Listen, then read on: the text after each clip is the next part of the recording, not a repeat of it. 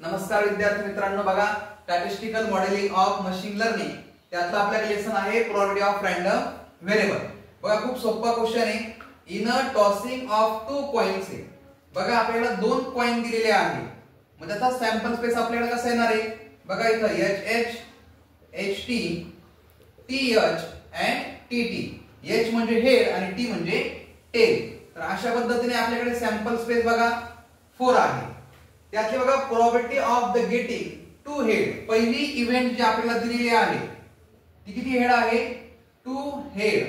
बघा इथे तुम्हाला 2 हेड पाहिजे, म्हणजे H म्हणजे number of A is equal to किती तुम्हाला भेटला?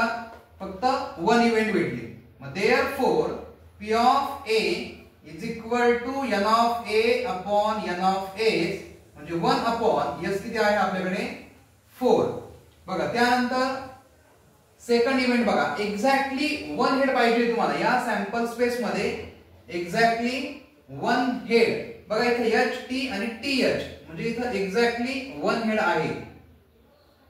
बघा number of B is equal to 2 event आपल्याला इथे मिळाल्या। मग त्यांची प्रोबॅबिलिटी बघा, P of B is equal to N of B upon N of S। बघा इथे P of B is equal to N of B 2 upon 4 म्हणजे 1/2। बघा अशा पद्धतीने आपल्याला इव्हेंट मिळाली। त्यानंतर थर्ड तुम्ही सॉल्व करा एक्झॅक्टली 2 टेल, म्हणजे एक्झॅक्टली 2 टेल मध्ये बघा आपल्याला एक्झॅक्टली 2 टेल पाहिजे। त्या 2 टेलची प्रोबॅबिलिटी काढून घ्या, म्हणजे 2 upon 4 म्हणजे 1/2।